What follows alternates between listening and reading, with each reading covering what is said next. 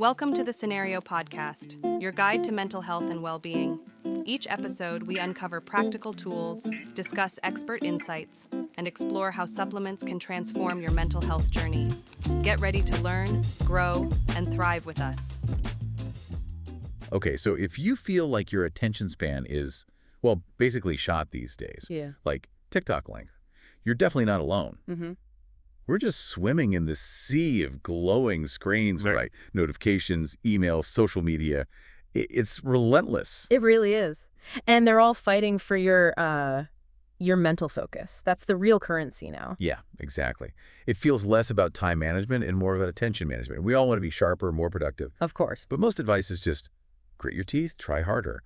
But the sources we looked at suggest, well, maybe that's not the whole picture. That's the crucial point, I think. We need a shift. Mental focus isn't some, finite thing you just burn through with willpower. Okay. It's really the ability to choose where your attention goes and then keep it there. And when you get better at that, everything improves. Like what specifically? Well, your short-term memory gets better, you solve problems quicker, your overall cognitive horsepower gets a real boost. And what I found really interesting in the sources, it challenges that idea that if your mind wanders, it's somehow like a personal failing, a lack of willpower. Exactly. It's not a moral issue. Focus is. It's holistic. Your ability to concentrate is tied into so many things, like your sleep quality, what you're eating, your emotional state, even just the noise or clutter around you. It all plays a part. So improving focus means looking at the whole system, your well-being, and training your brain. Precisely. Supporting yourself while you build the skill. Okay, let's unpack this then. Our mission for this deep dive is to give you a toolkit based purely on the science we've reviewed. Right. We'll cover strategies for well-being, specific brain training, and those environmental tricks you need to get some mental clarity back. Sounds good. So let's start with maybe the most fascinating part. Actually training the brain structure. And the first big strategy here is mindfulness and meditation. Yeah, and not just in a, spiritual sense, though that's fine too. We're talking measurable physical changes in your brain. Really, changes you can see. Absolutely. The science is quite strong here. Research we looked at from places like Harvard Health and in the journal Nature shows that regular mindfulness practice can literally change, well, the shape and connections in your brain. Wow. Specifically, it seems to strengthen the prefrontal cortex. That's your command center for planning, decisions, paying attention. Okay. And it can sometimes even shrink the amygdala, which is tied to stress and that fight or flight reaction. That's incredible. You're talking about physically changing the hardware for focus. Yeah. But, okay, for someone listening, struggling with their email, what does strengthening that brain structure actually feel like day to day? It feels like more control, more cognitive control.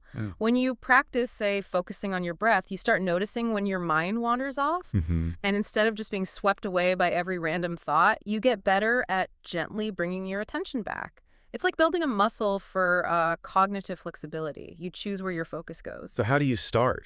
Does it have to be complicated? Not at all. The sources suggest starting small, really small, like 5 or 10 minutes a day. Okay. You can use guided meditation apps. They're helpful. But the core technique is just focusing on your breath. Feel the air come in, go out. It anchors you, calms the nervous system. That's the foundation. Training the mind is a one thing, but you said focus is holistic. If the body isn't right? Then even the best trained brain will struggle. Yeah. So we have to talk about the physical side. Sleep, exercise, diet, the pillars. Right. Think of focus like an energy output. You need good inputs. Wow. And sleep. Gosh, we undervalue sleep. Lack of rest just demolishes your attention. We hear a lot about sleep hygiene, but what specific things do the sources link directly to better focus, like actionable stuff? Yeah, good question. It boils down to consistency and preparation. Keeping a regular sleep schedule, even on weekends, that really helps stabilize your body clock, your circadian rhythm. Right. And crucially, the sources really hammered this. Avoid screens before bed, at least an hour. Why is that so important? That blue light they emit, it messes with your melatonin production. Melatonin tells your body it's time to sleep. So screens basically trick your brain into thinking it's still daytime. Oh, okay. And that disrupts the deep sleep cycles you need. That's when your brain does its housekeeping, clearing out metabolic waste. Skip that and you start the day feeling foggy. Cognitive sludge, basically. Cognitive sludge. I like that. Okay, so sleep is huge. What about moving the body? Exercise. Yes. Here's where it gets really interesting. Linking movement to brain fuel. How so? Aerobic exercise, even just a brisk 20-minute walk or bike ride daily, it's a powerful focus booster. More than just waking you up. Oh yeah, it's not just about feeling alert. Exercise literally increases blood flow to the brain, and it encourages neurogenesis, the creation of new brain cells. Wow. Plus, it boosts something called BDNF, brain-derived neurotrophic factor. Yeah. Think of it like fertilizer for your brain cells. Improves alertness, mood, cuts stress, all good for focus. Okay, sleep, exercise. Yeah. And the third pillar was diet, fueling the machine. Exactly. Fuel efficiency is a good way to put it. Saying eat healthy is a bit vague, though. Right. So what's the specific advice from the sources for avoiding those, afternoon concentration crashes? The key insight seems to be managing your blood sugar. Think low glycemic load. Those sugary snacks, the simple carbs, they give you that quick energy spike, right? Yeah, followed by the crash. Exactly. And that crash just tanks your concentration. So the focus should be on whole foods, things that release energy slowly. Like what? High-quality proteins, healthy fats like the omega-3s you get in fish and nuts and lots of leafy greens. Those omega-3s, for instance, they're literally part of your neuron membranes. They help your brain cells communicate. That's the kind of fuel you need for sustained attention. Makes sense. Yeah. Okay, so we've trained the brain structure with mindfulness, and we've supported the body with sleep, exercise, diet. Now, what about the immediate environment? Our workspace, our routines. Right. Section 2, the strategic toolkit. Because your surroundings and how you structure your work, they have a huge immediate impact. Yeah, you can feel it when the environment's wrong. Totally.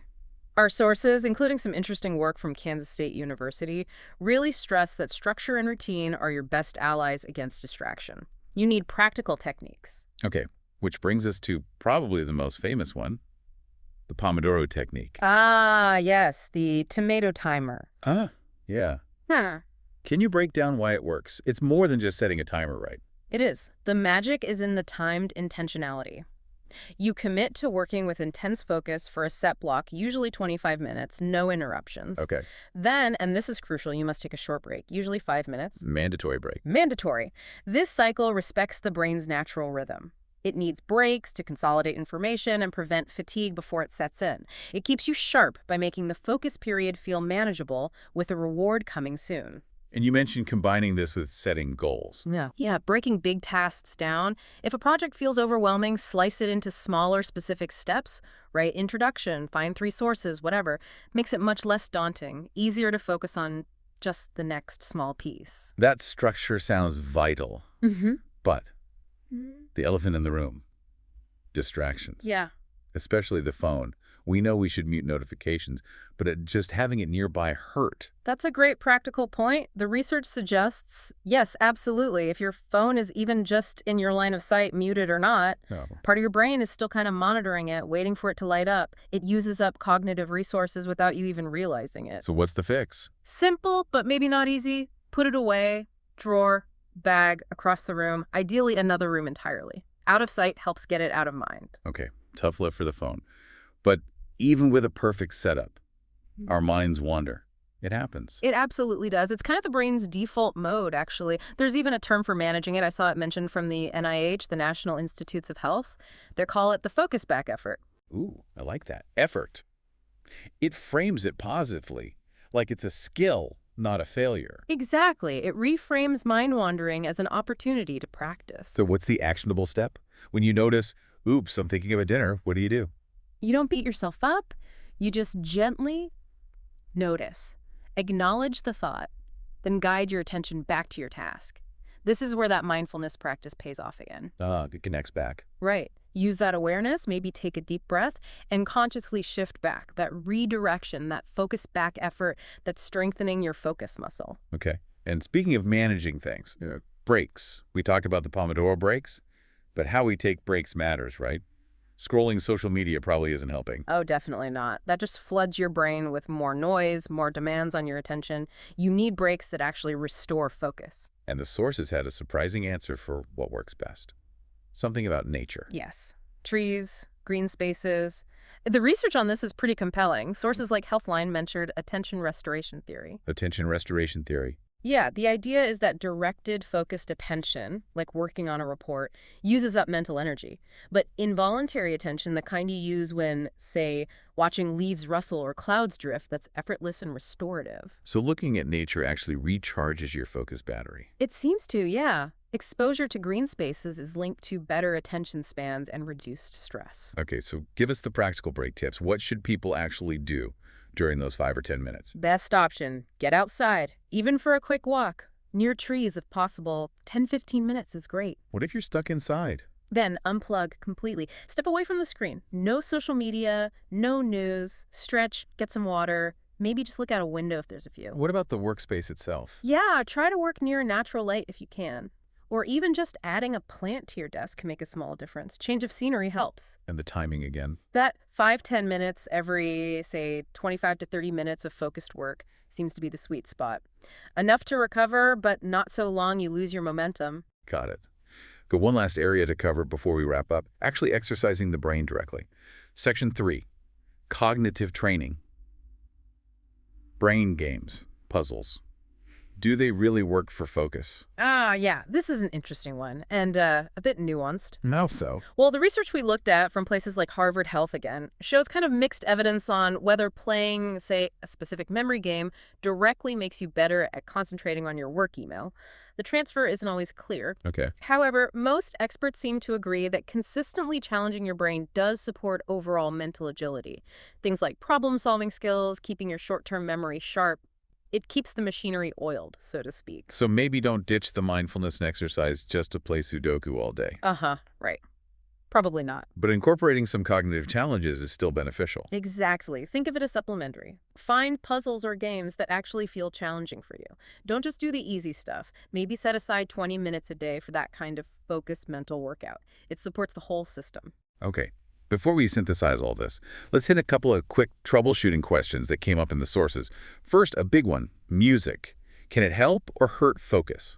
Good question. Yes, music can be a fantastic tool, but the type matters hugely. What works best? Instrumental or ambient music generally gets the thumbs up. Stuff without lyrics. The idea is it can block out distracting external noises, office chatter, sirens without becoming a distraction itself. So no singing along while you're trying to write a report? Pretty much. Lyrics, complex melodies, sudden changes in rhythm. They tend to grab your attention, pulling focus away from your task. You want something stable, something that just fills the background soundscape. Okay, instrumental ambient. Got it. And that leads to a point we wanted to explore a bit deeper. The rhythm. Yeah. We recommend ambient, but maybe we should think about the tempo. Does faster music make you work faster? Maybe. It's a fascinating idea. And plausible. The tempo and rhythm could subtly influence your own internal pace. A faster beat might subconsciously nudge you to work quicker. Maybe good for output, but perhaps increases errors. Whereas something slower? Might be better for deep thinking, creative work, tasks requiring careful consideration. It's definitely an area for personal experimentation, finding the rhythm that syncs with the type of focus you need for that specific task. Interesting.